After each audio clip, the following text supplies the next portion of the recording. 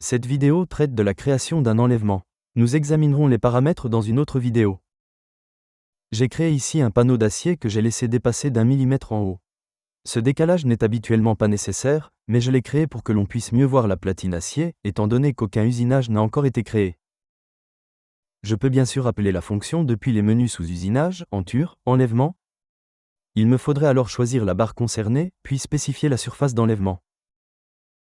Dans cette vidéo, je vais utiliser la présélection. Mais avant, j'active la transparence pour mieux voir les arêtes. Je présélectionne le poteau sur lequel je souhaite créer un enlèvement. Dans le menu contextuel du clic droit, sous le groupe usinage, je retrouve l'enlèvement dans la liste des entures. Je vais utiliser les paramètres proposés ici.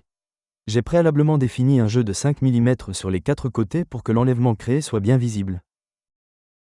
Je valide, et je dois à présent choisir une arête qui appartient à la surface de base pour créer l'enlèvement. Pour obtenir le bon résultat, je peux prendre une des 4 arêtes du dessous de la platine. Je vais sélectionner celle-ci. Le programme me propose une surface à laquelle l'arête choisie appartient. Ce n'est pas celle que je souhaite, aussi j'effectue un clic droit. La surface inférieure de la platine m'est alors proposée. Je valide avec le clic gauche. Et voilà, l'enlèvement est créé. On retrouve bien le jeu de 5 mm autour de la platine. Je peux aussi désactiver la transparence pour bien distinguer l'enlèvement. Ainsi, je dois toujours présélectionner la pièce qui reçoit l'enlèvement.